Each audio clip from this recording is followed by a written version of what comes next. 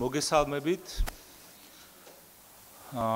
დღეს დილით ეროვნულ ბანკში საერთაშორისო სავალუტო ფონდის მისიის, ეროვნული ბანკის, ეკონომიკისა და ფინანსთა სამინისტროების წარმომადგენლებს შორის შედგა შეხვედრა, რომელზეც შევაჯამეთ საერთაშორისო სავალუტო ფონდის მისიის ვიზიტი საქართველოში.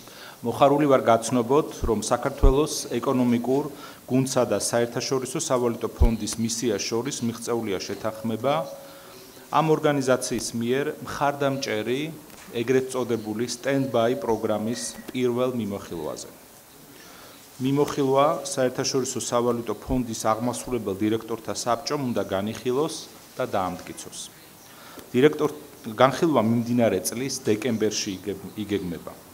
ერთობლივ ბრიფინგზე ახლა სწორედ ამ თემაზე ვისაუბრებთ. თავდაპირველად სიტყვას გადავცემ საერთაშორისო სავალუტო ფონდის მისიის ხელმძღვანელს საქართველოში, ბატონ ჯეიმს ჯონს.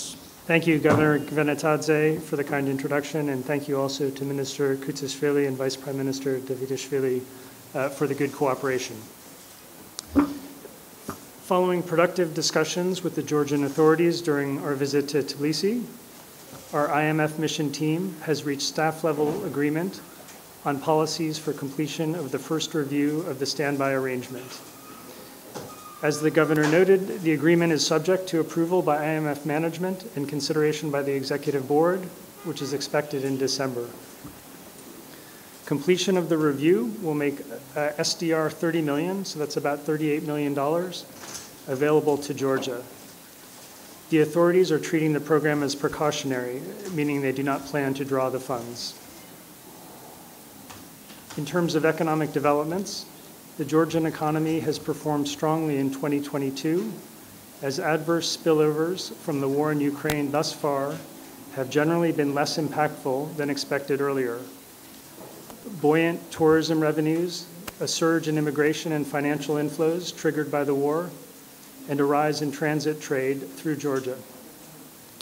These come on the heels of a robust recovery from the pandemic and have lifted growth and fiscal revenues, strengthened the current account balance and the lari, and supported accumulation of foreign currency reserves. Credit growth has slowed, but inflation remains elevated, reflecting still high commodity prices and strong domestic demand.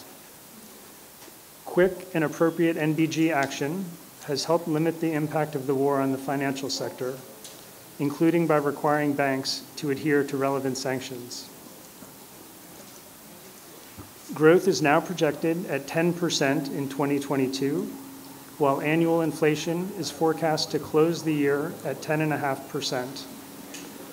Growth and inflation are expected to slow in 2023 on the back of moderating external inflows, deteriorating global economic and financial conditions, smaller fiscal deficits, and a sufficiently tight monetary policy stance.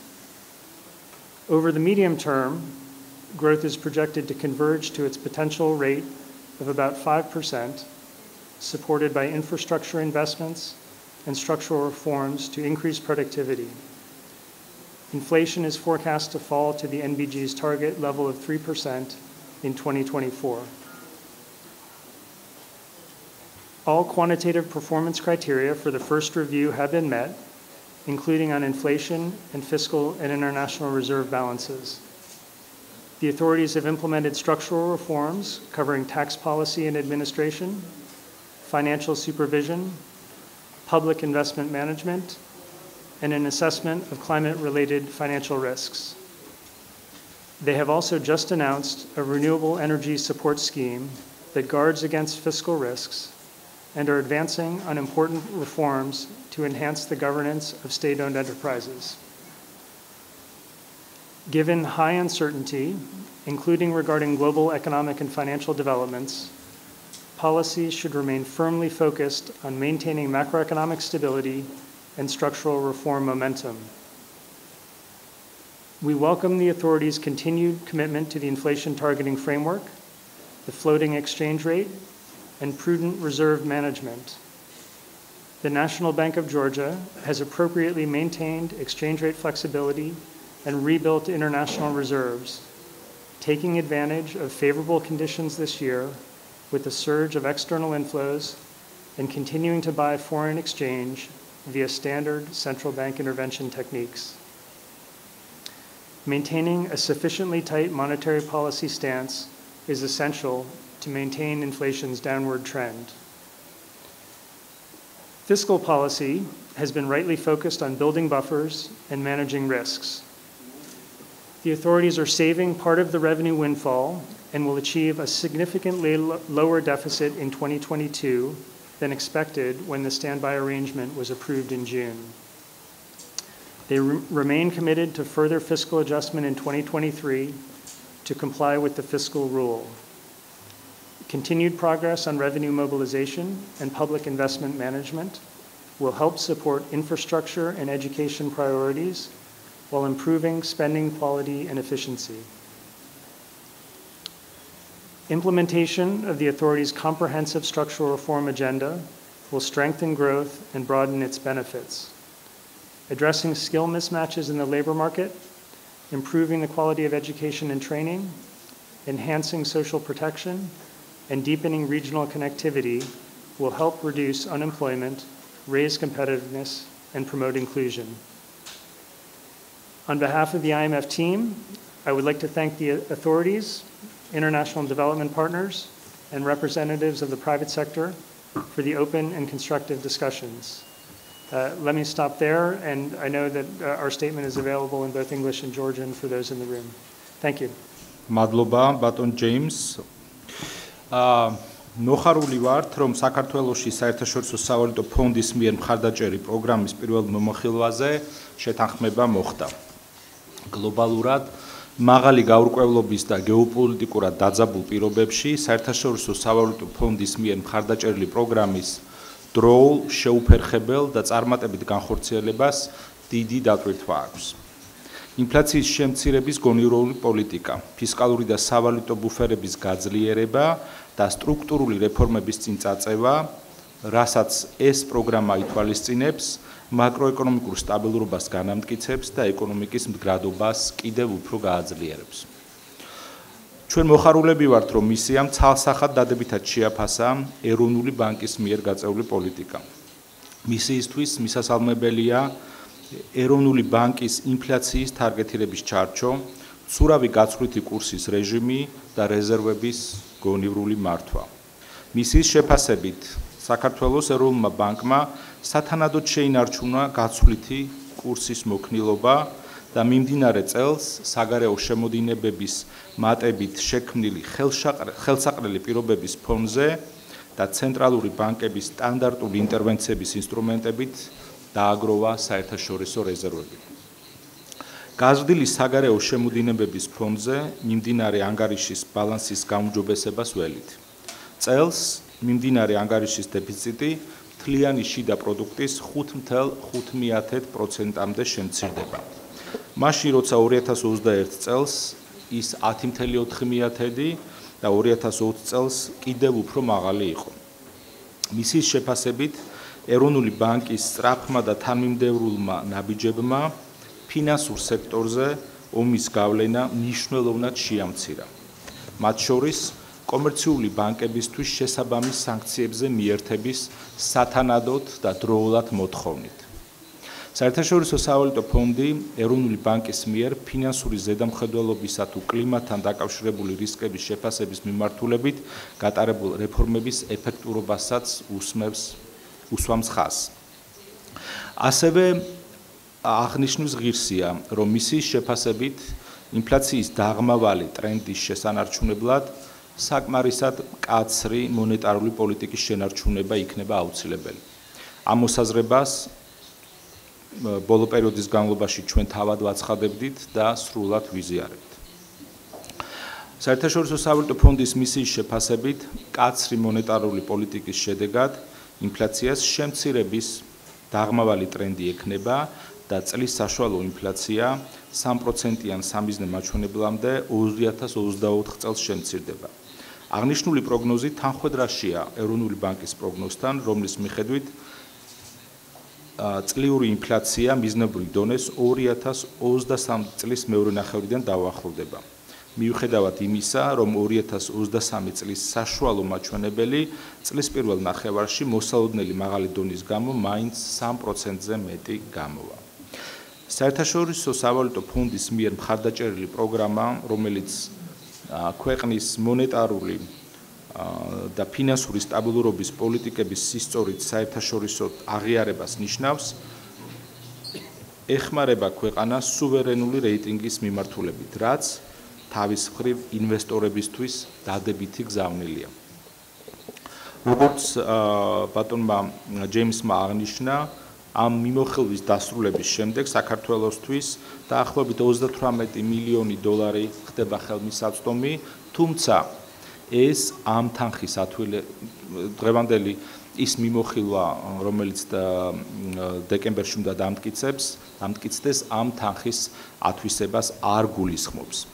ამ ეტაპზე ამ თანხის ათვისების საჭიროება არ დგას, თუმცა საერთაშორისო სავალუტო ფონდის მიერ მხარდაჭერილი პროგრამის არსებობა არის იმის ნიშანი, რომ ეკონომიკური გუნდი ქვეყნის მაკროეკონომიკურ პოლიტიკას სწორად წარმართავს, აქედან გამომდინარე ეს ნამდვილად ღირებული და მნიშვნელოვანია. მოგესალმებით ქალბატონებო და ბატონებო, როგორც უკვე აღინიშნა, საქართველოში მიმდინარეობდა მისია, რომელმაც მოახერხა პირველი მიმოხილვის დასრულება.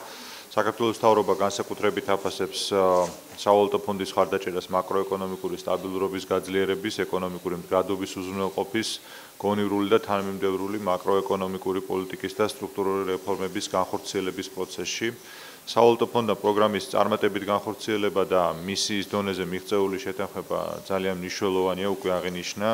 ეს არის განსაკუთრებით პოზიტიური სიგნალი საერთაშორისო საფინანსო ინსტიტუტებისთვის, სარეიტინგო კომპანიებისთვის, ინვესტორებისთვის და ნათლად მიანიშნებს საქართველოს მთავრობის მზაობასა და მტკიცე მხარდაჭერაზე რეფორმების განგრძობადობის და მაკროეკონომიკური სტაბილურობის უზრუნველყოფის მიმართულებით.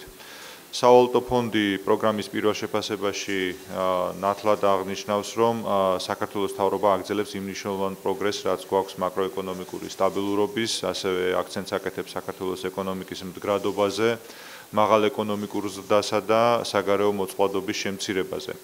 ფონდის პროგნოზით 2022 წელს საქართველოს ეკონომიკური ზრდა იქნება 10% 2022 წელს, ხოლო საშუალოვადიან პერიოდში, ეს არის 2022-2027 წელი, შემდეგი 5 წლის განმავლობაში საშუალოდ საქართველოს ეკონომიკა 5.8%-ით გაიზრდება ინფრასტრუქტურული ინვესტიციების, პროდუქტიულობის ზრდაზე მიმართული სტრუქტურული რეფორმების მეშვეობით. სავალუტო ფონდთან არსებული პროგრამის ნაწილს წარმოადგენს ასევე ისეთი მნიშვნელოვანი რეფორმების განხორციელება, როგორიც არის სახელმწიფო საწარმოების კომპლექსური რეფორმა და განახლებადი ენერგიის გენერაციის მხარდაჭერის ახალი სქემა, რომელზეც ჩვენ საზოგადოებას ინფორმაცია უკვე მივაწოდეთ. ენერგოუსაფრთხოების უზრუნველყოფა საქართველოს მთავრობის ერთ-ერთი უმნიშვნელოვანესი პრიორიტეტია, შესაბამისად სავალუტო ფონდის მისიასთან მიღწეული შეთანხმება ენერგოგენერაციის გამომუშავების შესაძლებლობების გაფართოებას და ფისკალურად მდგრადი მხარდაჭერის სქემის საშუალებით იქნება მნიშვნელოვანი ახალი მექანიზმი, რომელიც საბაზრო პრინციპებს და ჯანსაღ კონკურენციას გაითვალისწინებს ენერგეტიკული უსაფრთხოებისა და დამოუკიდებლობის მნიშვნელოვან და ამაღლებისთვის მიმართული პროგრამის განსახორციელებლად, განსაკუთრებით აქტუალური გახდა ენერგოუსაფრთხოება და ენერგოდამოუკიდებლობა რეგიონში და გლობალურად მიმდინარე გეოპოლიტიკური ვითარების პირობებში. ჩვენ აქცენტს ვაკეთებთ განახლებად ენერგიებზე, ეს არის ეკოლოგიურად სუფთა, მწვანე ენერგიის მაქსიმალურად ენერგიის წყაროებიდან გენერაციის მაქსიმალური შესაძლებლობის გამოყენებაზე. სახელმწიფო საწარმოების კომპლექსური რეფორმის წარმატებით განხორციელება, რა თქმა უნდა, ასევე ძალიან მნიშვნელოვანია, ის ხელშეუწყობს ეკონომიკურ აქტივობაში სახელმწიფო საწარმოთა წვლილის ზრდას, ბიზნეს გარემოს გაუმჯობესებას, ფისკალური რისკების უკეთესად მართვას, შემცირებას, პროდუქტიულობის დასს და ეკონომიკის სტრუქტურულ გაუმჯობესებას, გაუმჯობესებული მართვის პირობებში საწარმოები, რა თქმა უნდა, უფრო მიმზიდველები იქნებიან ინვესტორებისთვის და ზოგადად კაპიტალის ბაზრის განვითარებისთვისაც მნიშვნელოვანი ნაბიჯი იქნება სახელმწიფო საწარმოების რეფორმის წარმატებით განხორციელება. მე რა თქმა უნდა დიდი მადლობა მინდა გადაუხადო მისიის ხელმძღვანელს ბატონ ჯეიმს ჯონს, ასევე ბატონ სელიმ ჩეკირს, საქართველოში IMF-ის მუდმივ წარმომადგენელს და ყველა იმ ადამიანს, ჩვენი სამინისტროების წარმომადგენლებს, მისიის წევრებს, რომლებიც თავდაუზოგავად მუშაობდნენ აი მნიშვნელოვანი რეფორმების განხორციელების შესახებ შეთანხმების მიღწევის პროცესში და რა თქმა უნდა ჩვენთვის ძალიან მნიშვნელოვანია რომ მომავალში გავაგრძელოთ წარმატებული თანამშრომლობა ფონდის მისიასთან, რაც ქვეყნის ეკონომიკური განვითარების მნიშვნელოვანი მხარდამჭერი იქნება შემდგომ პერიოდშიც. დიდი მადლობა. მოგესალმებით, გალბატონებო და ბატონებო. საერთაშორისო სავალუტო ფონდის მისიის დონეზე მიღწეული არის შეთანხმება საქართველოს მხარდაჭერი პროგრამის პირველი მიმოხილვის წარმატებით დასრულების თაობაზე. პირველ რიგში მინდა საერთაშორისო სავალუტო ფონდის გუნდს მადლობა გადაუხადო ნაყოფიერი მუშაობისათვის და მიღწეული შეთანხმებისათვის, რა თქმა უნდა, ჯგუფის ხელმძღვანელის ბატონ ჯეიმსის, ჯონის ძალიან აქტიურ როლს და ძალიან მნიშვნელოვან კონტრიბუციას ამ პროცესში. ფონდთან მხარდაჭერი მჭიდრო თანამშრომლობით ჩვენ მუდმივ რეჟიმში ვაკვირდებით საქართველოს ეკონომიკური განვითარების ტენდენციებს, არსებული გამოწვევების ფონზე ეკონომიკაზე პოსტპანდემიური აღდგენისა და უკრაინაში რუსეთში შეჭრით გამოწვეული ომის შედეგების გავლენის ანალიზის პროცესში ფონდთან პარტნიორობა განსაკუთრებით მნიშვნელოვანია ჩვენთვის. როგორც იცით, ჩვენ ამჯერად უკვე ვიმყოფებით 2023 წლის ბიუჯეტის პროექტისა და საშუალებიანი ფისკალური ჩარჩოს შემუშავების პროცესში. შესაბამისად, პროგრამის მიმდინარე მიმოხილვის ფარგლებში მაკროფისკალური პარამეტრების თაობაზე მნიშვნელოვანია ერთმანეთისთვის ხედვების გაზიარება და პოზიციების შეჯერება. საქართველოს ეკონომიკა პოსტპანდემიურ პერიოდში მდგრადი აღდგენით ხასიათდება, ასევე დადებითი ტენდენციებით დაიწყო 2022 წელი. განსაკუთრებით აღნიშნავდი ტურიზმის ძალიან სწრაფ აღდგენას და ასევე მნიშვნელოვან ზრდას ექსპორტის მიმართულებით.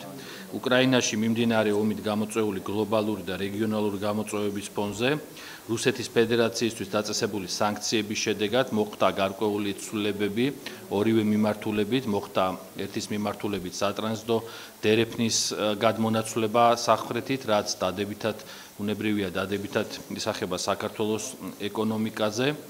ასევე აღსანიშნავია, რომ ომის შედეგად გამოწვეული კრიზისის უარყოფით გავლენას გარკვეულწილად აბალანსებს პოსტპანდემიური პერიოდის ძალიან სწრაფი აღდგენა, რამაც დაგეგმილზე სწრაფად გაზარდა ჩვენი ეკონომიკა და საშუალება მოგცა, რომ მიმდინარე წელს ჩვენ გქონდეს ორნიშნა ეკონომიკური ზრდა. 2022 წელს ველით ეკონომიკურ ზრდას 10%-ის ფარგლებში და პანდემიით გამოწვეული დანაკლისის სრულ აღდგენას.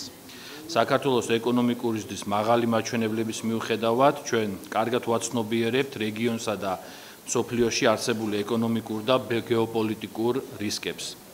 ინფლაცია რჩება ბუნებრივია გამოწვევად, მიუხედავად იმისა, რომ შეინიშნება გარკვეული დაღმავალი ტემპი ინფლაციის შემცირების მიმართულებით.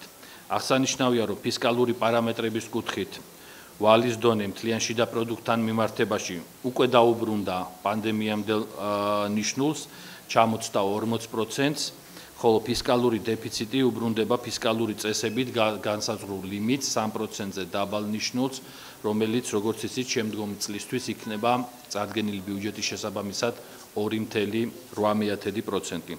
ფისკალური პარამეტრების სტაბილურობა განსაკუთრებით მნიშვნელოვანია საშუალოვადიან პერიოდში მოსალოდნელ გაზრდილ რისკებთან გასამკლავებლად.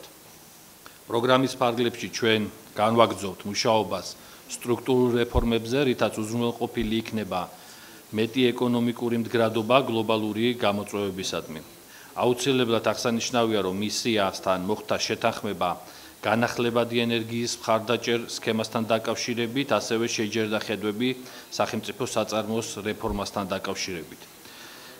საშუალოვადიან პერიოდში ჩვენ განვაგრძობთ მუშაობას ფისკალური სტაბილურობის შენარჩუნების მიზნით და ამ მხრივ ფონდთან არსებული პროგრამა დამატებითი გარანტიაა ჩვენი სტრატეგიული მიზნების მიღწევის გზაზე, მათ შორის ენერგოუსაფრთხოების და ენერგოდამოუკიდებლობის, ასევე სატრანზიტო და ლოჯისტიკური ინფრასტრუქტურის მიმართულებით. ჩვენ ძალიან ვაფასებთ საერთაშორისო სავალუტო ფონდის მხარდაჭერას საქართველოში მიმდინარე რეფორმების განხორციელებასა და ეკონომიკურ მდგრადობის გზაზე. ფონდთან თანამშრომლობის ნამდვილად ძალიან კარგი გამოცდილება გააჩნია საქართველოს და მიმდინარე პროგრამითაც მიმართებაშიც იგივე მოლოდინები გაგვაჩნია, ბუნებრივია. დიდი მადლობა. ახლა კი მზად ვართ დღევანდელ თემასთან დაკავშირებით უპასუხოთ თქვენს შეკითხვებს. ტელეკომპანია ფორმულა, გადაცემა ბიზნეს ფორმულა, ნუცა შუბაშვილი. მექნება პრინციპში მინისტრებთან და ასევე ბატონ ჯონთან კითხვა. აქ არის მითითებული, რომ ვთქვათ, იგივე როგორც ჩვენც ვამბობდით ამ პერიოდის განმავლობაში, რომ წელს საქართველოს ეკონომიკაზე ასევე დადებითი გავლენა იქონია მიგრანტების ეფექტმაც და სავალუტო ფონდმაც 10%-მდე გაზარდა საქართველოს მიმდინარე წლის ეკონომიკური ცვლის პროგნოზი. საინტერესოა მომავალი წლისთვის როგორი არის ფონდის პროგნოზი საქართველოს ეკონომიკურ ზრდასთან მიმართებაში. ჩვენ გვახსოვს, რომ ოქტომბერში 4%-მდე შეამცირა ფონდმა ეს გლობალური ეკონომიკური პერსპექტივები, როდესაც განახლდა. თუ არის ეს პროგნოზი უცვლელი და ასევე საინტერესო არის თქვენი შეფასება, ვთქვათ, რამდენად მდგრადად მიიჩნევთ არსებულ ეკონომიკურ ზრდას იმ ფონზე, რომ სწორედ შეიძლება ეს, ვთქვათ, რიგი ერთჯერადი ფაქტორებით იყოს განპირობებული და იგივე კითხვა გვექნება ბატონ ლევანთან და ლაშასთანაც, როგორ უყურებს საქართველოს მთავრობა ამ გადმოსახედიდან, რამდენად შეიძლება მიილიოს უკვე აი ამ მიგრანტებით გამოწვეული სავალუტო შემოდინებების შემოდინება და ეფექტი საქართველოში. და თუ შეიძლება ბატონ ჯონ თქვენ რო დააკონკრეტოთ მომავალ წელს რა ასელის სავალუტო ფონდი საქართველოსთან მიმართებაში ეკონომიკური ზრდის ჭრილში. მადლობა. Thank you for the question. So indeed, as you noted, the inflow of people and foreign exchange this year has contributed to strong economic growth. You ask about the sustainability in our forecast. So, as you noted, our October World Economic Outlook forecast growth for 2023 of 4%. That remains our forecast. That reflects a number of factors. So we do expect some moderation in the impact of migration-related and other FX inflows. But there's also a much tougher global environment. So we expect the global environment to weaken in terms of global growth and also in terms of global financial conditions. So putting all these factors together, we expect growth to slow to about 4%. This is for 2023. In the medium term, so 2024 and beyond, we estimate potential growth to be around 5%. Maybe I could just add one other comment. Uncertainty is incredibly high, and so I think it's too early to say. But maybe over time we can see if new workers and new skills come in, that could have some impact on the economy as well. So, for example, if there are a lot of IT workers here who have come to the country, it's something that could affect growth potential over time. But again, it's too early to really say much about that at this stage. Let me stop there. როგორც ბატონმა ჯონმაც აღნიშნა, ბევრი რამ არის ჯერ კიდევ გაურკვეველი და ბევრი რამ ძალიან რთულია რომ დღეს გავაკეთოთ ის ზუსტი პროგნოზი, თუმცა თქვენ 23 წლის ბიუჯეტი ნახეთ, ჩვენ ცოტა უფრო მაღალ ზრდაზე გვაქვს დაგეგმილი.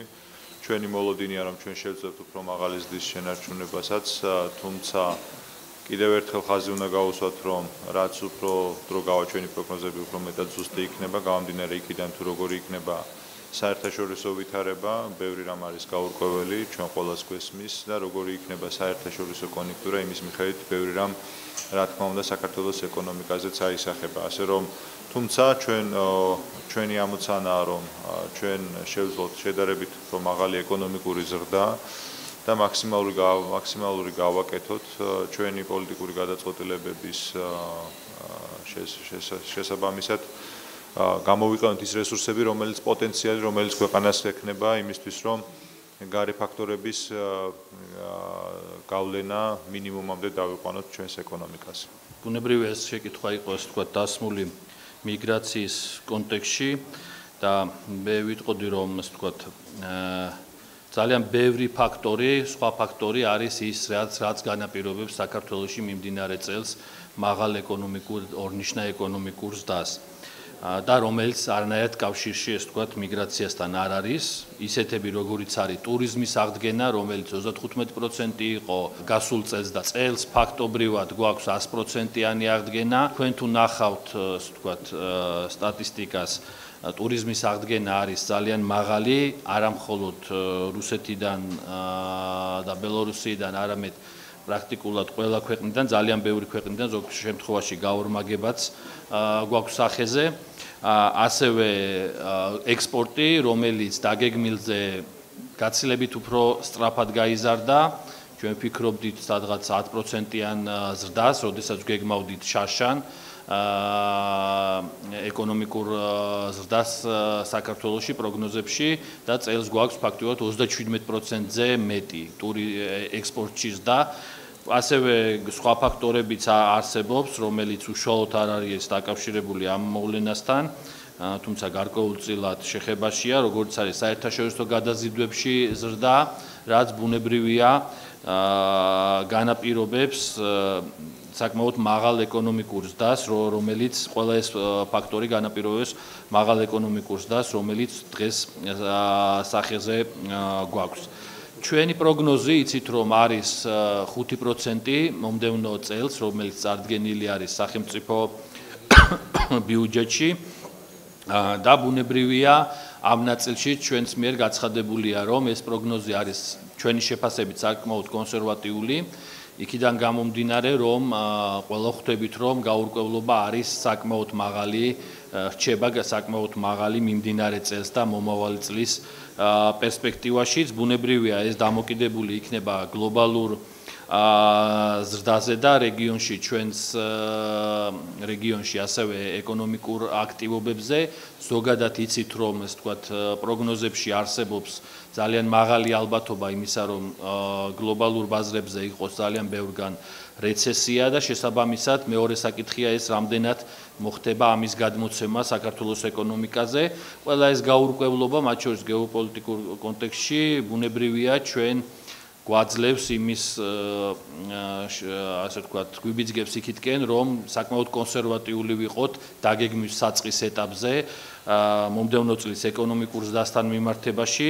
თქვენ იცით რომ წლევანდელი ეკონომიკური ზრდაც ჰქონდა 6%-ის ოდენობით დაგეგმილი საწყის ეტაპზე და შემდგომ მოხდა განახლებების განხორციელება. ამ ეტაპზე ჩვენ ვიწყებთ დაახლოებით 5%-იანი პროგნოზით და უკვე შევხედავთ მომდევნო წელს თუ როგორ განვითარდება მოვლენების სხვადასხვა მიმართულებით. შესაბამისად, ეს იქნება ასე ვთქვათ ჩვენი საბაზისო სცენარი 5%-იანი ეკონომიკური ზრდა, თუმცა ბუნებრივია არსებული რეალობიდან გამომდინარე მომდევნო წელს გადაიხედება ეს მაჩვენებელიც. ბატონ ჯეიმსთან მაქვს შეკითხვა ინფლაციასთან დაკავშირებით, ეროვნული ბანკისგან განსხვავებით, ცოტა უფრო პესიმისტური არის სავალუტო ფონდი და სამიზნე მაჩვენებელთან მიახლოებას ის 2024 წელს არის, როდესაც ეროვნული ბანკი 2023 წლის შუა პერიოდში ელის.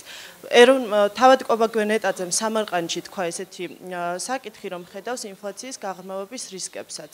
როგორი არის, ასე ვთქვათ, სავალუტო ფონდის შეფასებით დღეს ინფლაციაზე, ასე ვთქვათ, წნეხის მომხდენი ფაქტორები და რამ შეიძლება, ასე ვთქვათ, უარყოფითი ან დადებითი მიმართულებით წაგვიყვანოს? Thank you for your question. Perhaps I could start by clarifying the forecast. So for 2023, we do expect inflation to come down substantially. So we project average inflation to be about 6%, but that means by the end of the year, inflation is closer to 3.8%. So it is coming down with a target of 3%. The target would not be, in our forecast, be fully met until 2024. But I don't think you should have the impression that we're far apart on the inflation forecast. That's not correct. So we both see inflation coming down, and we say it will reach the target in 2024 after substantial progress in 2023. Maybe I could say a little bit, I mean, look, it's important to put inflation in Georgia in context. I mean, inflation is a global challenge with countries around the world experiencing historically high price growth. And to a large extent, this reflects global development. So this goes back to the pandemic effects on the supply chain, to the impact on commodity prices, especially food and energy, from the war in Ukraine. If you look at the latest inflation figures in Georgia, about half of inflation is due to food prices. So As these factors, these global shocks begin to subside, that will help support a reduction in inflation. There's some other factors as well. So the NBG has tightened its policy rate and taken other measures to tighten its monetary policy stance. And we do see inflation trending downward. The lari is stronger, the fiscal deficit is coming down. I should have added on the efforts by the NBG, we see credit growth slowing. So, these factors together should contribute to falling inflation in the coming years. But I think it's really important to see this as a global challenge almost every country is facing. I think I've covered it. Let me stop there. მე მცირე დამატებას გავაკეთებ. როდესაც საუბრობთ ინფლაციაზე, იქიდან გამომდინარე, რომ ზოგადად გაურკვევლობის დონე გლობალურად, ისევე როგორც რეგიონში, მაღალ დონეზე ნარჩუნდება, აქედან გამომდინარე უნდა ვიყოთ ფრთხილად და ფრთხილად უნდა ვუყუროთ ინფორმაციას ინფლაციაზე, რომელსაც ვიღებთ. მაგრამ ის ფაქტორები, რომელიც ბატონმა ჯეიმსმაც აღნიშნა, ის რომ წელს ფისკალური დეფიციტის მნიშვნელოვანი შემცირება არის მოსალოდნელი, ის რომ გაცვლითი კურსი არის მყარი, ის რომ მონეტარული პოლიტიკა უკვე საკმაოდ დიდი ხანია გამკაცრებულია, ის რომ ჩვენ განვახორციელებთ სხვადასხვა მაკროპოტენციული ზომები, აი ეს ყველა ფაქტორი დაეხმარება იმას, რომ დაღმავალი ტრენდი იქნეს შენარჩუნებული და შემდეგ წელს უკვე მივაღწიოთ მიზნობრივ მაჩვენებელთან დაახლოებას, თუმცა იმ შემთხვევაში თუ ჩვენ შევნიშნეთ, რომ სხვადასხვა მიზეზების გამო ინფლაციაზე კვლავ არის რისკები, ვთქვათ, გაზრდის, ამ შემთხვევაში, რა თქმა უნდა, მზად ვიქნებით, რომ სხვადასხვა ზომებით კიდევ უფრო გამკაცდეს მონეტარული პოლიტიკა იმისათვის, რომ მოლოდინებში არ გადავიდეს ინფლაცია. კითხვა მექნება მთავრობის მიერ დაახლოებით 1 კვირის წინ ოფიციალურად წარდგენილ პროექტთან ენერგეტიკის დაფინანსების მოდელს გულისხმობ, რომელიც ფასტაშორის სხვაობის დაფინანსებას გულისხმობს, ეგრეთ წოდებულ CFD-ზე მაქვს საუბარი. მსგავსი პროექტი წინა პერიოდშიც არსებობდა დაახლოებით მსგავსი მოდელით მუშაობდა სახელმწიფო. მაშინ სავალუტო ფონდისთვის მიუღებელი იყო ეს, აცხადებდნენ, რომ ეს შეიძლებოდა დამატებითი პრობლემა ყოფილიყო ბიუჯეტისთვის, მაინტერესებს დღეს როგორ აფასებს სავალუტო ფონდი ამ პროექტს ენერგეტიკის დაფინანსების ამ მოდელს და ასევე კითხვა მექნება ფინანსთა მინისტრთანაც და ეკონომიკის მინისტრთან, თქვენ როგორ ფიქრობთ, იქნება თუ არა ეს დამატებითი წნეხი ბიუჯეტისთვის და რა ეკონომიკური სარგებელი ექნება ამ პროექტს? მადლობა. I think first off, there's a recognition that strengthening and developing renewable power generation in Georgia is a priority, and I think we fully understand and support that. I think from our perspective, the thing is to make sure that it's done in the right way. So we had very productive discussions with the government on the scheme in order to try to reach agreement on a scheme that will both catalyze investment in an important sector where investment is needed, but do so in a way that limits fiscal risks, is based on competitive bidding, and really gets to this outcome in an efficient and responsible way. I think we've had very good discussions over the last months, and the fact that you've seen an announcement recently by the government reflects that we have reached agreement in this sector and are confident that the scheme will, as I said, limit fiscal risk, for example, by making sure that any support that's provided to encourage these investments is passed on to consumers so that there is no sort of cost borne by the government. And again, to do this in a competitive bidding process so that you get the best and most efficient projects. დიახ, მე დავითანხმები ბატონ ჯონს იმასთან დაკავშირებით, რომ დღევანდელი სქემა, რომელზეც ჩვენ საუბრობთ და უახლოეს ხანებში გვექნება ფორმალიზებული მთავრობის დოკუმენტი და შემდგომში გვექნება პრეზენტაციები დარგის წარმომადგენლებთან, არის მნიშვნელოვნად გაუმჯობესებული. ეს არის პროდუქტი რამდენიმე თვიანი მოლაპარაკებების სავალუტო ფონდთან, სხვადასხვა მონაწილე მხარესთან, მსოფლიო ბანკთან, ექსპერტებთან და შესაბამისად გარკვეული განსხვავებები ამ მოდელში არის. ეს არის კონკურენტულ პირობებში შერჩეული პროექტები, რომელიც სახელმწიფოს მხრიდან იქნება მხარდაჭერილი გრძელვადიანად იმისთვის, რომ ასევე იყოს დამატებითი мотиваცია და გარკვეული გარანტიები ინვესტორისთვის, რომ განახლებად ენერგიებში მოხდეს ინვესტიციების მოზიდვა, რაც ჩვენთვის იცით, რომ განსაკუთრებით პრიორიტეტულია ენერგოდამოუკიდებლობისთვის თუ ზოგადად ქვეყნის ეკონომიკის კონკურენტუნარიანობის კიდევ უფრო გაუმჯობესებისათვის. ასე რომ ვფიქრობთ, რომ ეს ქმედითი მექანიზმი მნიშვნელოვნად ხელს შეუწყობს ერთის მხრივ ენერგეტიკის სექტორში ინვესტიციების მოზიდვას და მეორეს მხრივ, რა თქმა უნდა, ეს არის მდგრადი ფისკალური თვალსაზრისითაც და არ გულისხმობს თავის თავში ფისკალურ რისკებს სახელმწიფოსთვის. მოკლედ თქვა დავამატებდი, რომ არსებით სხვაობა პრინციპში ამ სქემებს შორის არის ის, რომ არსებითად განსხვავებული არის ორივე სქემა, რომელზეც თქვენ გქონდათ შეკითხვა.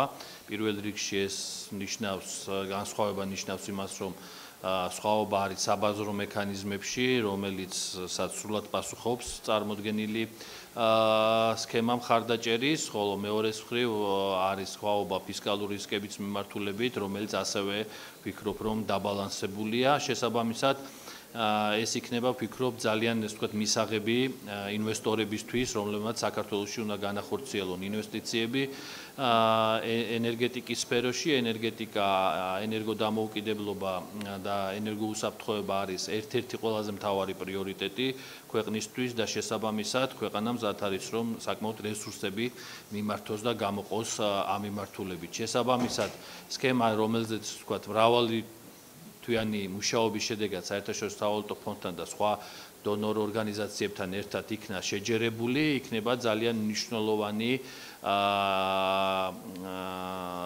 ჩვენი ინვესტორებისთვის, ვისაც ენერგეტიკის მიმართულებით უნდა ინვესტიციის განხორციელება და ძალიან დიდი იმედი მაქვს, რომ ენერგეტიკა იქნება ერთ-ერთი მთავარი კონტრიბუტორი ჩვენს ეკონომიკურ ზრდაში მომდევნო წლებში, მას შემდეგ, რაც იქნება სრულად იმპლემენტირებული აღნიშნული მხარდაჭერის სქემა. ბატონ ჯეიმს ჯონთან მექნება შეკითხვა პროგნოზებთან დაკავშირებით ცალსახად დადებითად შეაფასა ეროვნული ბანკის პოლიტიკა, როგორც ქმედითი, სწრაფი, დროული ნაბიჯები, ორნიშნა ეკონომიკური ზრდის გაგრძელება, დაძლეული ინფლაცია მომავალი წლისთვის და ასევე ჩვენ როგორც ვიცით, სავალუტო ფონდის მიერ 2022-27 წლებში ერთ სულ მოსახლეზე მთლიან შედარებასთან დაკავშირებით მინდა ვკითხო, ანუ სულ მალე ქვეყანას აქვს იმის პერსპექტივა, რომ მაღალშემოსავლიან ქვეყნად იქცეს საქართველო.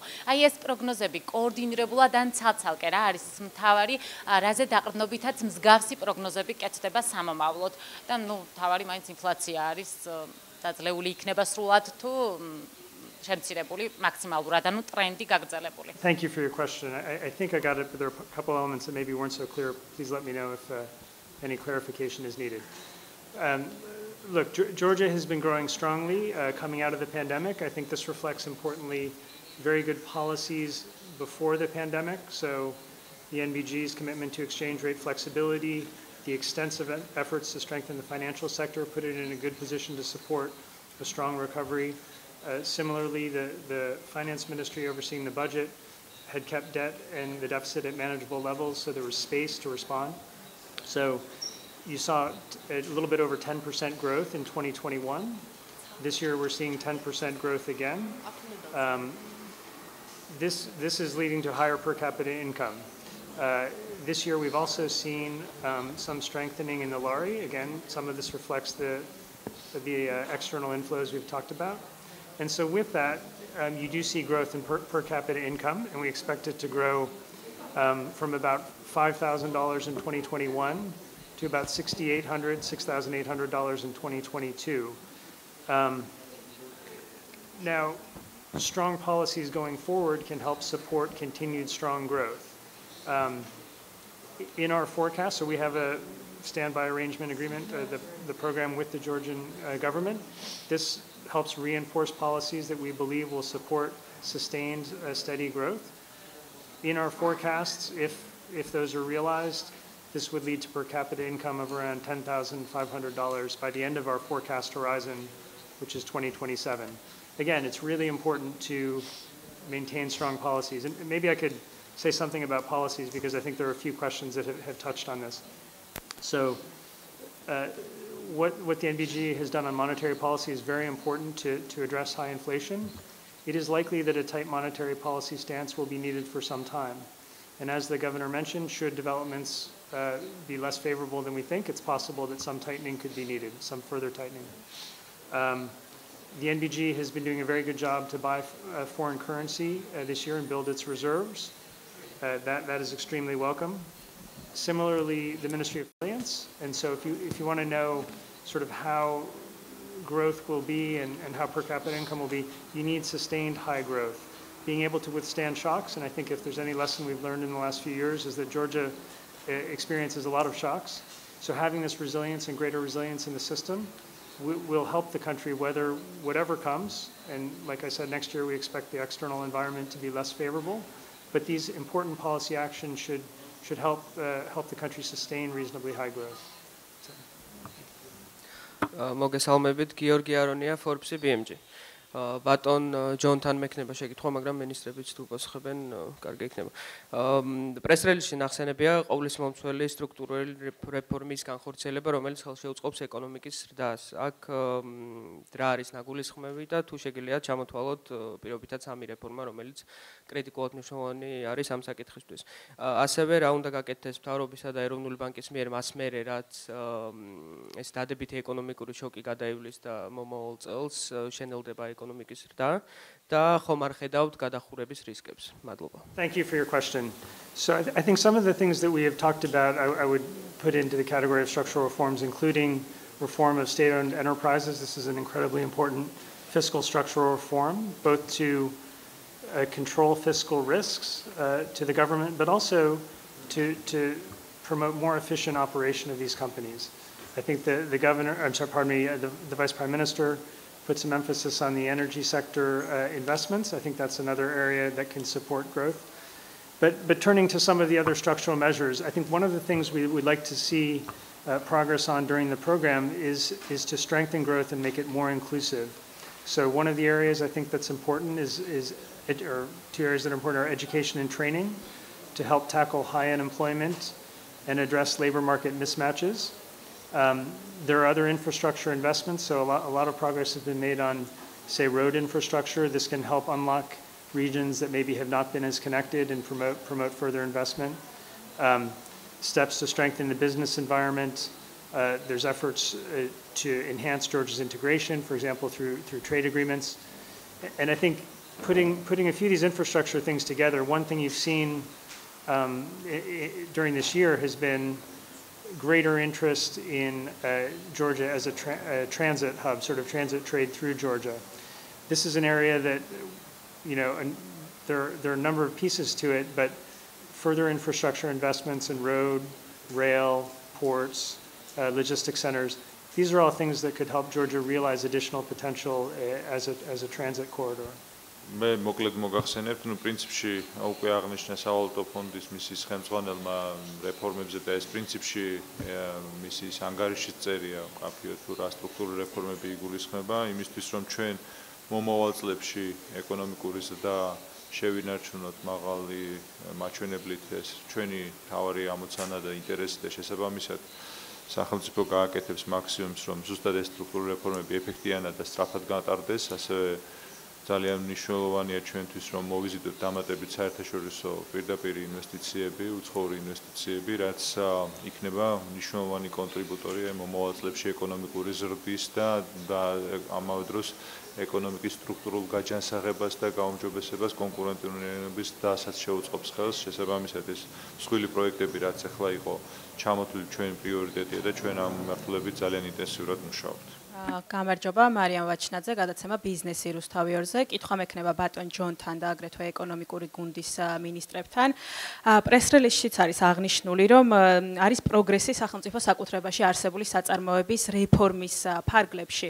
ბატონ ჯონთან მაქვს კითხვა, რამდენად კმაყოფილი არის საერთაშორისო სავალუტო ფონდი იმ ტემპით, რა ტემპითაც ხორციელდება ქვეყანაში ეს რეფორმა და ასევე რას თulis მთავარ ბარიერებად ამ რეფორმის განხორციელების ფარგლებში, რაც შეეხება ეკონომიკური გუნდის მინისტრებს, თქვენ თქვენთან მაქვს კითხვა, კონკრეტულად რა პროგრესი არის საუბარი, რა პროგრესი მივაღწიეთ ამ რეფორმის განხორციელების ფარგლებში და როდის შეიძლება განაცხადოს თამამად ქვეყანამ, რომ წარმატებით განახორციელა ეს რეფორმა. მადლობა. Thank you for your question. So SOE reform is a key priority in the program, and this comes from the government. They indicated that they wanted this to be a key element of the program. Look, it's important to note this is a long-term effort, and I want to recognize the progress that's been made. I would say, since 2012, we've really seen a lot of efforts in this area. So, disclosing fiscal risk, we have a very good fiscal risk statement that the Finance Ministry now prepares. Increasing monitoring capacity.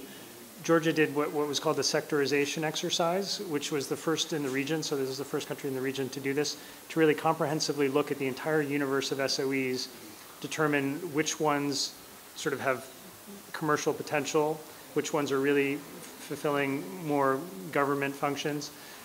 And then once you do that, thinking about how to reform them. So we have been working very closely with the government on a strategy for SOE reform.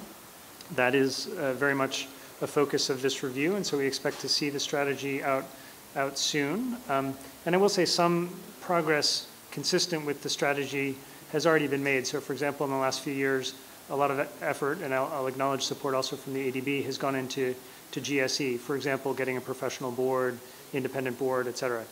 But in terms of what are some of the priorities, I mean, look, overall, the idea is to improve the operation of these companies. So we want them, for the public corporations, the primary objective should be operating on a commercial basis. They would develop statements of corporate intent, which would define their financial and non-financial objectives. They would embrace good governance practices. Again, this is independent supervisory boards. Since these are owned by the government, it's important that the policy making and shareholding functions are separated so that there's no mixing there.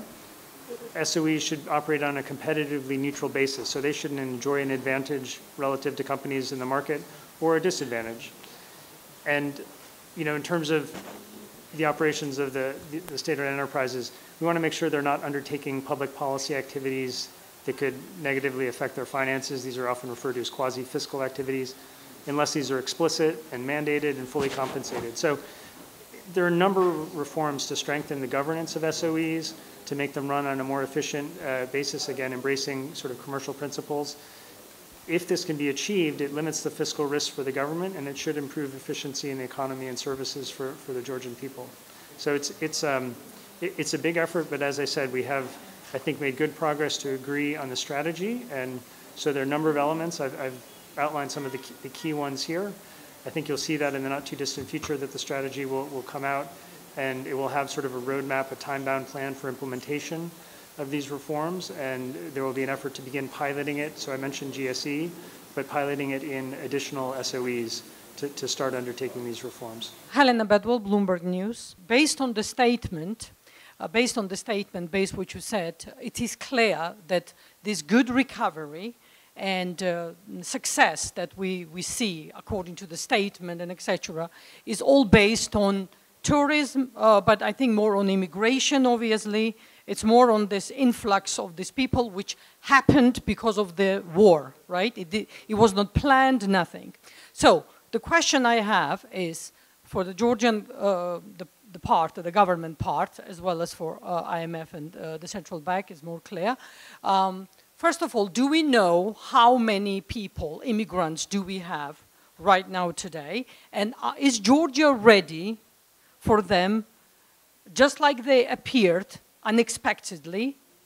Is Georgian economy ready for them to disappear again suddenly? Because they could just leave because of some unexpected reason, these immigrants from Russia or Belarus. So is Georgian economy ready for this, as well as influx, as well as leaving them, of them to leave suddenly?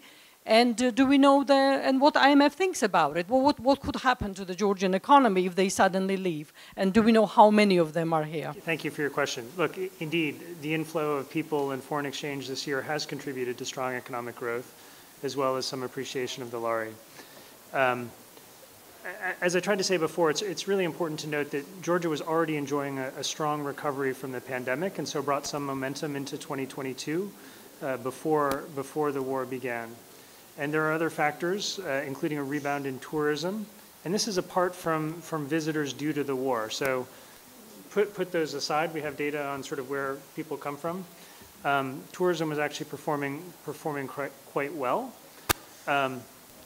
So I guess one way to say it, war-related migrants and money are an important part of the story, but not the whole story.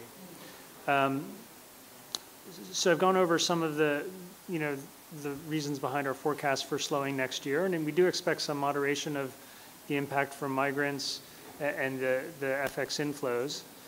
But it's also a weaker global environment, so this is slower growth globally, tighter global financial conditions.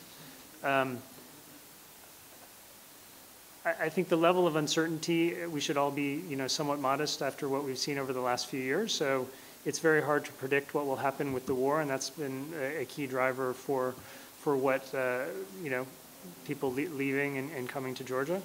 The thing I guess I would like to emphasize is the authorities' policy response to this unexpected situation. So, more foreign exchange inflows and more people coming has been appropriate. So the NBG has been accumulating foreign exchange reserves.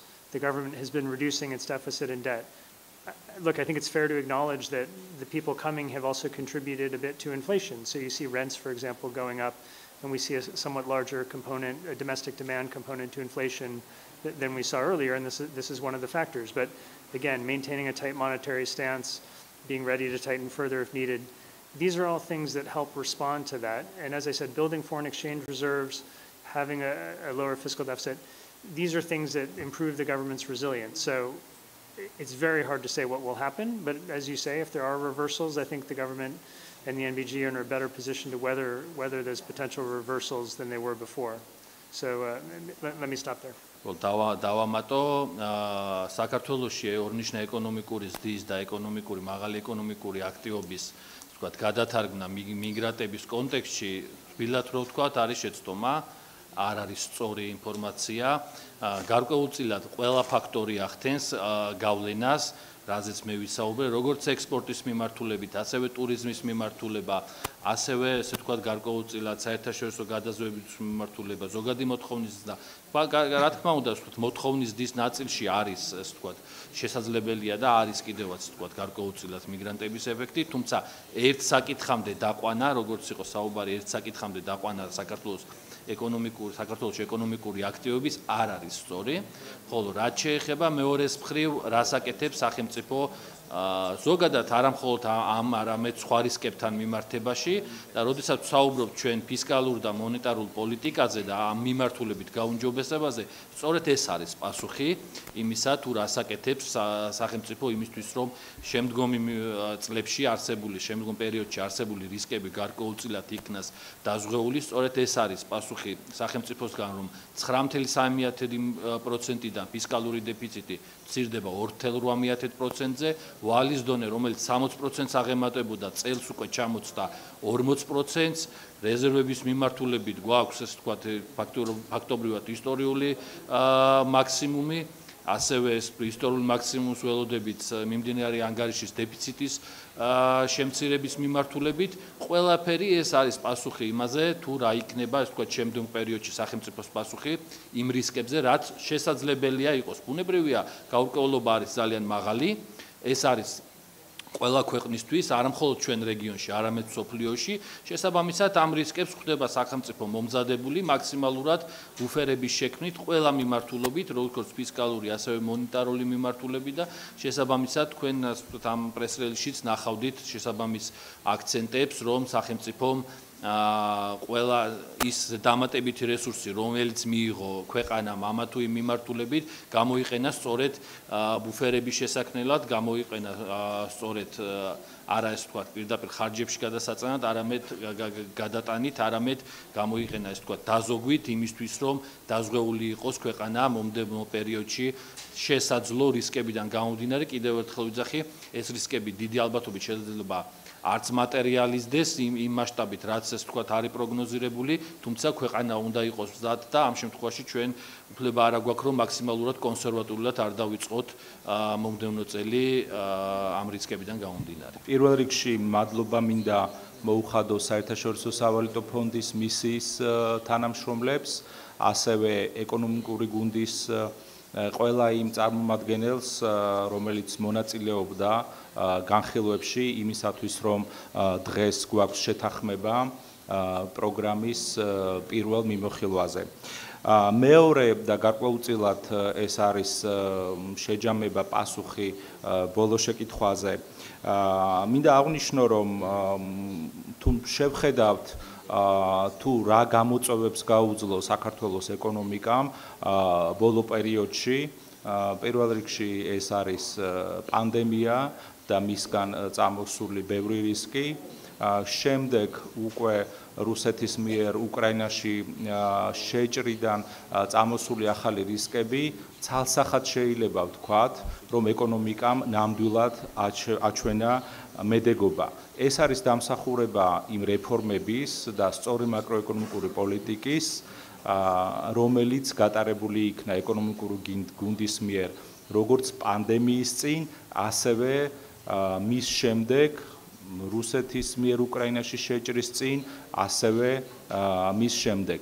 უფრო მეტიც, დღეს, როდესაც საუბრობთ პროგრამაზე, რომელიც არ განიხილავს სესხებას, ეს არის კიდევ ერთი ნიშანი იმის, რომ ეკონომიკური გუნდი აკეთებს იმის დემონსტრირებას, რომ მიუხედავად იმ გამოწვევებისა, რომელიც არსებობს, ან რომელიც შეიძლება იყოს, მაკროეკონომიკური პასუხი არის და იქნება სწორი.